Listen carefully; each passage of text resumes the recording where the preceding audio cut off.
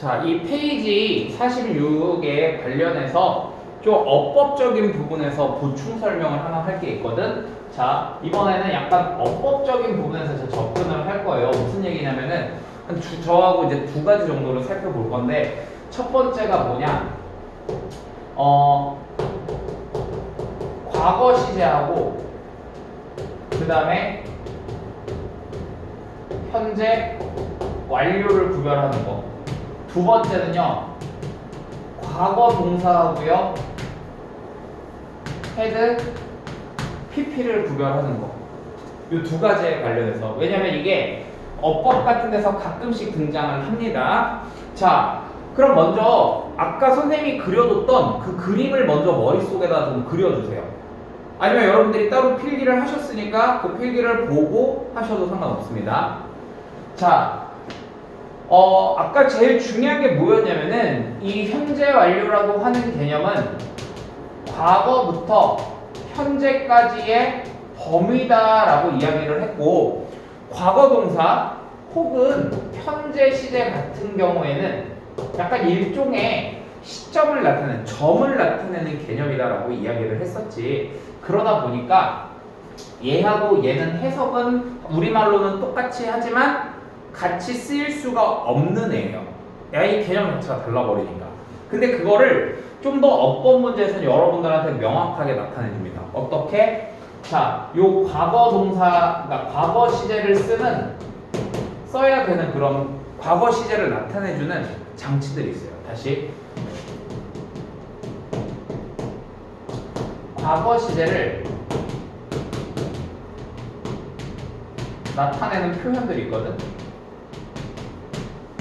다시 뭐를 나타낸다고? 과거 시제를 나타내는 표현이야.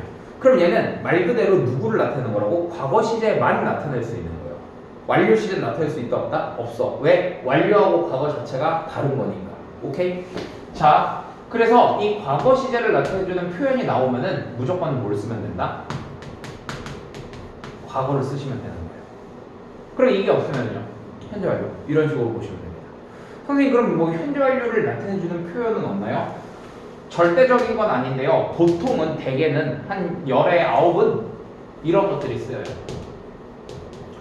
since하고 for. 좀 더 구체적으로 얘기를 하면은 since 플러스 과거, for 플러스 숫자 기간, 이런 것들이 쓰입니다. 자, 왜냐면 잘 봐. for 플러스 숫자 기간부터 봐볼까? 얼마 동안이라는 말 자체가, 이게 이제 얼마 동안 이렇게 되는 거거든. 이 동안이라는 말 자체가 범위를 나타내는 거잖아. 그러다 보니까 완료 시제하고 쓸 수 있는 거고, since 뒤에 과거가 왔다는 얘기는 과거부터 지금까지라는 얘기야. 그러니까 과거부터 현재까지니까 딱 현재 완료 그 자체인 거죠. 자, 그럼 이제 과거 시제를 나타내주는 표현은 뭐가 있느냐? 우리 제일 쉬운 거 이런 거 있잖아요. 뭐? 어제, yesterday, 이런 말 있지. 그 다음에 만약에 내가 어젯밤 이래, 이렇게 하고 싶어. 그럼 뭐라고 해주면 될까? last night, 이렇게 할 수 있겠죠. 그러니까 last 어쩌고 이런 것도 있고요. 그 다음에 또 뭐가 있을까요? 자, 만약에 이런 것도 있죠. 내가 만약에 뭐 3일 전에, 4달 전에, 5년 전에 뭐뭐 어구. 그 다음에 뭐 1919년에 3.1운동이 일어났다, 이런 거. in 플러스 과거 연도, 이런 거. 이런 것들도 나올 수 있겠죠.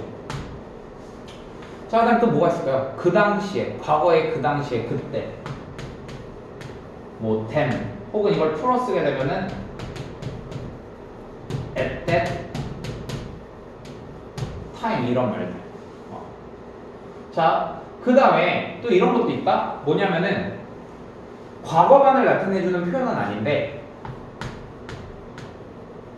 when 같은 말. 왜? when 하면은 뭐뭐 할 때 이렇게 되는 거잖아. 딱 그 한 시점을 얘기하는 거야. 그렇기 때문에 완료 시제하고 쓸 수가 없어요. 이해됐어요? 그래서 이 과거하고 현재 완료를 구별해주면 어떻게 구별한다? 과거 시제를 나타내는 표현이 있는지 확인해보고, 없으면은 현재 완료, 있으면은 과거 시제, 이런 식으로 생각을 하시면 됩니다. 됐죠?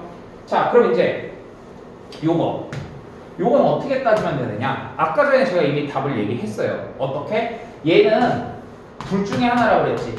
대과거 혹은 과거 완료 둘 중에 하나거든. 그러면 대과거든 과거 완료든 간에 어쨌든 누구보다 먼저야? 과거보다 먼저가 되는 거지. 그러니까 항상 얘는 뭐라고요? 어떻게 생각하시면 된다고요? 과거보다 먼저. 즉 밑줄을 쳐놓고 얘가 맞았는지 틀렸는지를 물어봐. 어법에서 얘를 밑줄 쳐놓고 맞았니 틀렸니라고 물어보면은 이거를 신경 쓰면 되는 거고, 과거보다 먼저인지 그거를 신경 쓰면 되는 거고, 만약에 얘하고 얘 둘 중에 하나를 고르라고 하면은요 뭐를 따지는 거야? 전, 후 관계를 따지는 거야. 그래서 먼저 일어난 일이 뭐가 되는 거예요? 헤드 PP가 되는 거예요. 아까 전에 우리 패턴 2에서 봤던 것처럼 법을 통과시킨 거 과거지. 그거보다 더 먼저 그 이슬람 종교의 창시자가 돼지고기는 더러운 거야 라고 선언을 한 게 더 먼저니까. 그래서 헤드 PP 이렇게 쓴 것처럼 이렇게 보시면 됩니다. 이해되셨죠? 자, 그 다음에 사실 원래 제가 지금 여기가 완료 파트라서 여기까지만 얘기를 하려고 했는데, 우리가 이제 선생님이 그랬잖아. 니네가 중학교 때는 시제 관련해서 문법 문제가 되게 다양하고 많이 나오고 했는데 고등학교 와서는 그게 굉장히 이제 적어진다고 얘기를 했거든. 그래서 아예 시제에서 나오는 게 이 두 가지에다 한 가지가 더 있거든요. 그냥 그것까지 마저 제가 정리를 해드릴게요. 나중에 선생님이랑 따로 또 이제 어법을 공부할 때 그때 이제 또 얘기를 하겠지만, 일단은 자, 선생님 한번 미리 다시 한번 좀 얘기를 할게요. 자, 요거부터 한번 봐봐. 오늘도 저희 몇 번 얘기를 했는데, 자, 얘들아, 접속사라고 하는 애들은 뒤에 뭐가 온다고 그랬지? 주어, 동사, 즉 문장이 온다고 얘기를 했죠. 근데 접속사라고 하는 애는 문장과 문장을 연결시켜주는 애기 때문에 다시 문장이 하나 더 나타나야 돼. 그리고 우리는 그래서 이 접속사부터 하나의 문장을 뭐라고 얘기해 주냐면은 종속절 혹은 뭐 접속사절 이런 식으로 이야기를 해줍니다. 이거 제가 전에도 한번 얘기한 적이 있어요, 예전에. 자, 그 다음에 여기 이렇게 접속사가 안 붙어 있는 문장 있죠? 이걸 보고 주절이라고 이야기를 합니다. 됐습니까? 자, 그런데 이제 문제는 뭐냐면요, 여기 이 접속사 자리에 말이야, 이 접속사 자리에 어떤 애들이 있냐면 이제 시간을 나타내 주거나 조건을 나타내주는 접속사가 들어가는 경우가 있어요. 네. 시간이나 조건을 나타내주는 접속사가 들어가는 경우가 있거든. 자, 제가 이 얘기 하나 안 했군요. 쏘리. 요거 잠깐만, 요거 한번 생각해봐봐. 자, 그런데 우리가 일반적으로 이 종속절과 주절에 이 시제 있죠? 얘들은 서로 어때야 돼요? 일치가 돼야 돼요. 우리가 이제 시제 일치라고 하는 거 있지? 시제가 서로 같아야 되거든? 자, 그럼 이제 이렇게 보면 돼. 뭐냐면, 만약에 여기가 현재면은요, 여기도 똑같이 뭐 현재 이런 식으로 시제를 일치시켜 주는 거야. 자, 그런데 만약에 이 접속사 자리에 시간을 나타내주는 접속사 혹은 조건을 나타내주는 접속사가 들어오는 경우가 종종 있어요. 뭐 시간을 나타내주는 애들은 대표적으로 뭐가 있어? when, 뭐 as, while, 아니면은 또 뭐가 있을까요? 뭐 as, soon, as 이런 말들. 그러니까 when 뭐뭐 할 때, as도 뭐뭐 할 때, while 뭐 하는 동안, as soon as 하면 뭐뭐 하자마자 뭐 이런 말들, 이런 애들이 있고, 자, 조건을 나타내주는 애는 대표적으로 누가 있어? if하고 unless 이런 애들이 있지, 그치? 자, 접속사 자리에 저런 애들이 들어가고, 그 다음에 만약에 요 자리에 무슨 시제?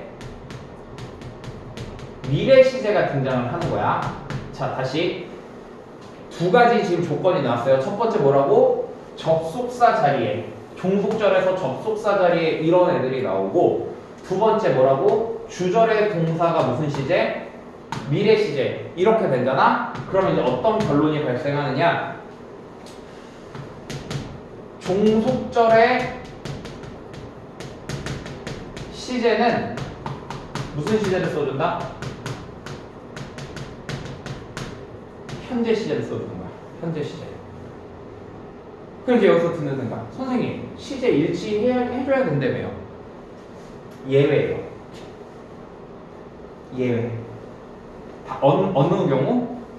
이 두 가지 조건이 함께 충족되는 경우에만 이렇게 돼요. 이런 걸 우리가 이제 뭐 문법적인 이름으로는 뭐라고 얘기하냐면, 현재 시제가 미래 시제를 대신해서 쓴다고 해서 뭐 현재 시제의 미래 대용이라고 얘기를 하기는 하는데, 최근에 이런 게 잘 나오지도 않을 뿐더러, 나와도 뭐 친구들이 많이 맞추는 그런 문제이기 때문에 그냥 이런 게 있다라는 거 알아두시면 됩니다. 되셨죠? 자, 그럼 이제 제가 좀 요 얘기를 할게요. 그 47페이지 요거 숙제로 해오시면 됩니다. 47페이지 숙제로 해오시고요. 자, 그 다음에 동영상 숙제가 하나 더 있어요. 동영상 숙제가 하나 더 있는데 제가 링크를 걸어드릴 겁니다. 자, 이 링크는 뭐냐면 제가 예비고일 친구들을 위해서 20분짜리 짧죠? 보통 강의 하나 20분이면 짧은 거잖아. 20분 동안 뭐 해주는 거냐면은 수동태의 개념을 정리해 주는 거야. 그래서 요거를 꼭 보고 오셔야 돼요. 그래야지 다음 시간 수업이 여러분이 이해를 하시는데 굉장히 많이 도움이 될 거야. 이해됐죠? 오케이. 자, 숙제 그래서 뭐라고요? 옆에 49페이지 하시는 거랑 요거 동영상 보시는 겁니다. 이해되셨죠?